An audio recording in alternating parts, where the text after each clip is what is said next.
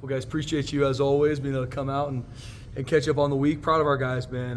Learning a lot from Saturday night's game and continue to learn and grow. And this point in the season, that's what it's about. And we've talked about that for weeks now. And so each team how we can keep growing from week to week are the teams that continue to be successful. So in November, it's that month. No matter where you play, who you're playing, you're going to get everybody's best. It's the compete month. And like I said before, we think a ton of respect for Wyoming, Coach Salvel, and what they do. We've had battle after battle with them. One of the few teams in my entire time where you play every single year. On the blue, in Laramie, and we know the test that's coming. And we know they're going to be ready. It's going to be senior night for them. They got some guys back healthy. Their running back's one of the better players we've seen all year. He's finally back healthy and explosive. And they got a bunch of other players on their team that we know we got to be ready to attack. So good week of practice. We know it's going to be a big-time contest on Saturday afternoon or Saturday night. And our guys are ready to go. I know one game at a time, and obviously you have much bigger goals, but a win here clinches a perfect on Mountain West schedule and clinches a spot in the title game for you. How big of a deal is that? Yeah, so it's huge, and we talk to our players about that. That is because that's right now what's at hand. It's not about anything past this week, but winning the game tonight knows we have the opportunity to go play a home game on the blue in the Mountain West Championship, and that's a huge part for it.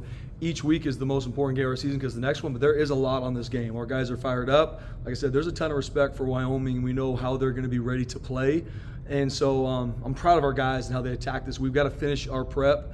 And I'm going to talk to our guys more about seizing the moment. Like in life, you don't want to be the guy that lives in regrets because you didn't seize and attack the moment. And the word seize means, to take hold of forcibly. So that means someone's trying to take something from you, right? And seizing every moment doesn't mean seize the wins, seize the game. Like it's every moment from how I prepped, how I'm with my teammates, to each rep. Like that's what I want our guys to do because that's how you live with no regrets, and that's how you can continue to grow to be your best. So excited for our guys.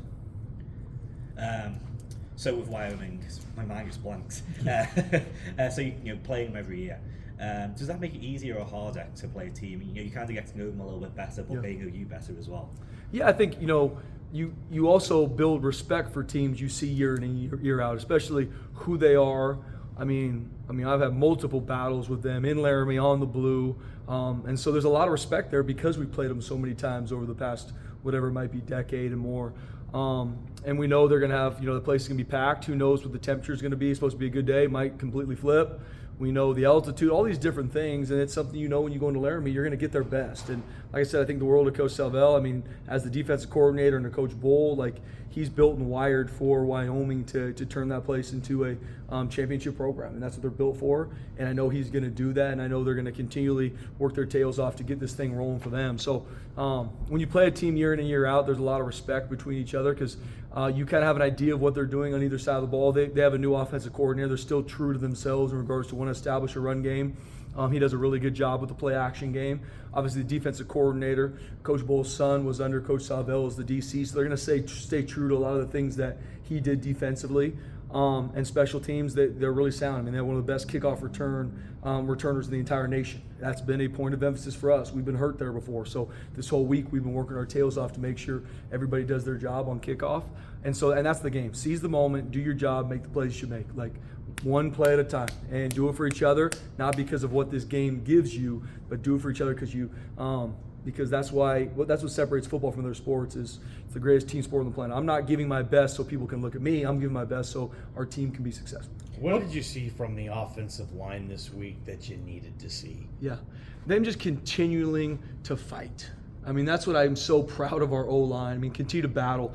Injury happens, next man up, continue to battle. There was not one bit of practice this week, Johnny, where it's like, all right, our guys are banged up. Let's take our foot off the gas a little bit. No, our leaders in this room, and I got to continue to highlight Ben Dooley and Cage Casey. Two guys that are just battle tested and beat up game 11, week 13 of the season, no flinch in them. Their urgency in the training room practice is the same this week that it was in fall camp. And when you have those type of leaders, you bring people with you. And Mason and Roger are working their tails off to get back. They're close.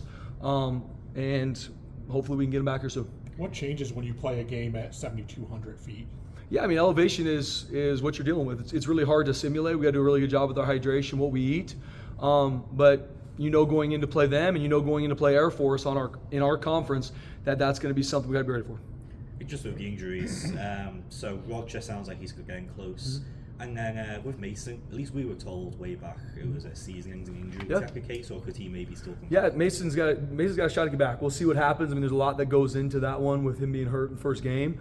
But him, Roger, Sy, I mean, they're getting close. And as we get to the end of the season, we're going to make some decisions here. Obviously, first and foremost, are they medically ready to play? And then from there, make decisions on if they will or not. So we're working it day by day. And just where's Tubes right now with his injury? Continuing to rehab and work. I mean, I'm believing that he's going to be back here soon. He's in a similar boat as those guys.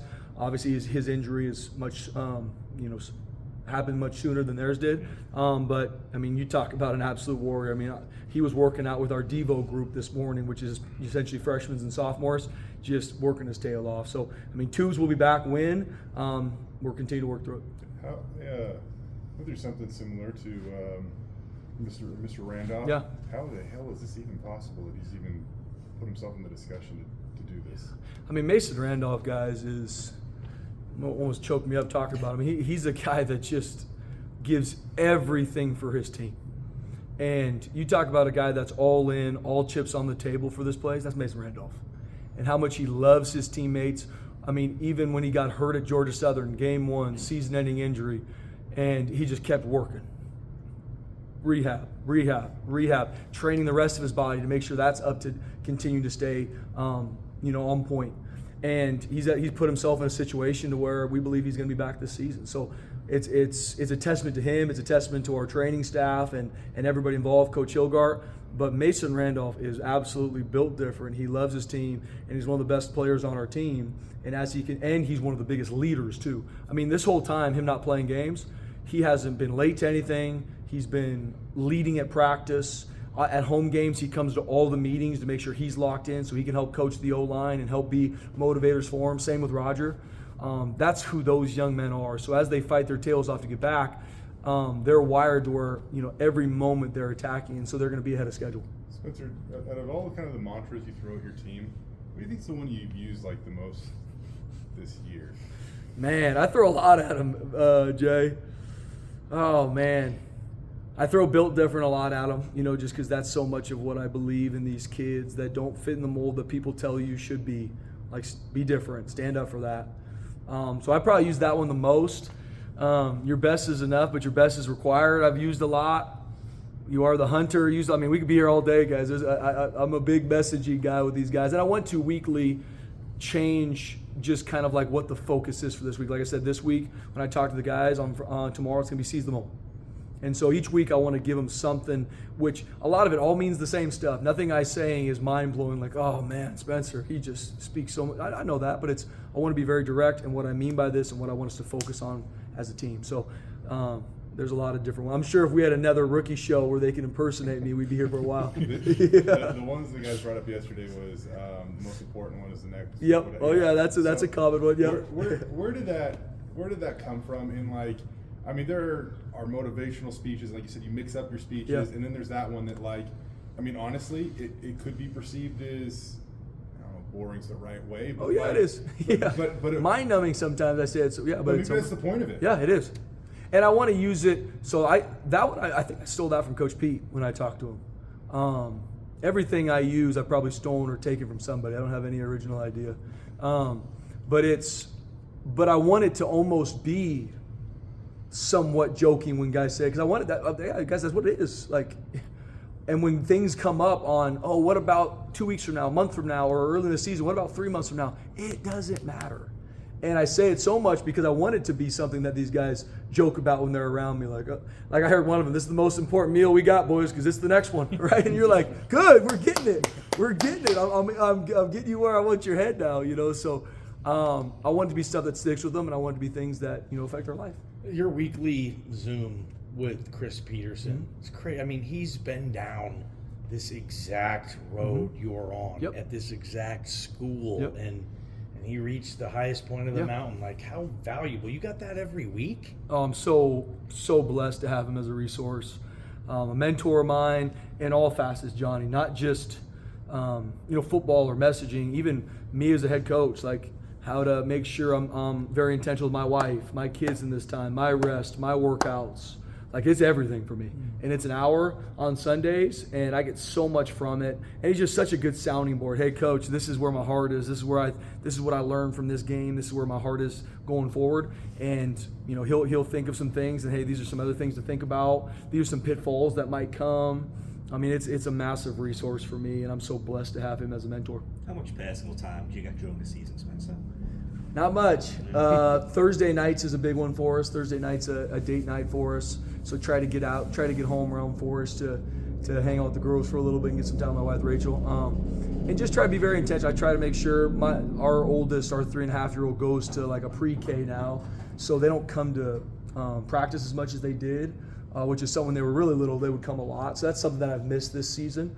But it's something that I got to be very intentional. And when I can get home to put them to sleep, I got to.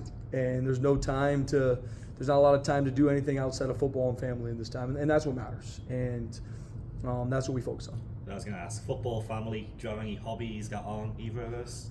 Not really. I tell people, like, I'm not cool. Like, people are like, oh, so tell me some cool things you do. I'm like, nothing. Like, I love Jesus. I coach football. I love my family. Like, that's about what you're getting. And I can't barely even hang a picture on our wall because when people come over, I'm like, I can't help you with anything. Talk to my wife. Like, I don't really got a bunch of hobbies. I enjoy being outside. I enjoy the outdoors. I don't get a lot of that time this time of year. I would love to be good at some stuff. I'd love to be good at golf. I'd love to hunt. I'd love to do some of that stuff I'm just not good at, and I haven't really put a focus on it. So, yeah, I'm really not that cool. Living the dream, right? Yeah, correct. Do you have a handicap in golf at Yeah, least? I should. I mean, I'd be like 60 or something. Yeah. One more for me, and that's just getting back to like the kind of the mantra, you know, the next one's the most important one or whatever. We're getting to the point in time in the season where does campaigning at all matter? Does being more vocal about your status matter? I mean, you look at some of these final rankings, and I mean, it could be really, really close. So, like, when is the point in time to address that, or do you just allow Chris and David over there to make awesome stuff on social media? Yeah, it's a good question, Jay. I mean, I believe 100%, obviously, in our staff, Chris, JD, Cody, David, like, they'll, from a media standpoint and the messaging that we're going to give to Bronco Nation and the nation as a whole, I mean, I have full confidence in them. But I truly believe everything is earned. And from how you play on the field, how you win on the field, teams that lose on the field, like, everything's earned in this. And at the end of the day, that's all that matters. And we go handle business, we're going to let the chips fall where they may. It's not going to be, oh, well, I wish we tweeted more, or I wish we had more videos. It ain't going to come down to that. I really believe that. Everything is earned. We got to go control what we control, which is how we work, so we can play our best in these games. And at the end of the day, we'll let the chips fall where they may. Sweet. Thanks,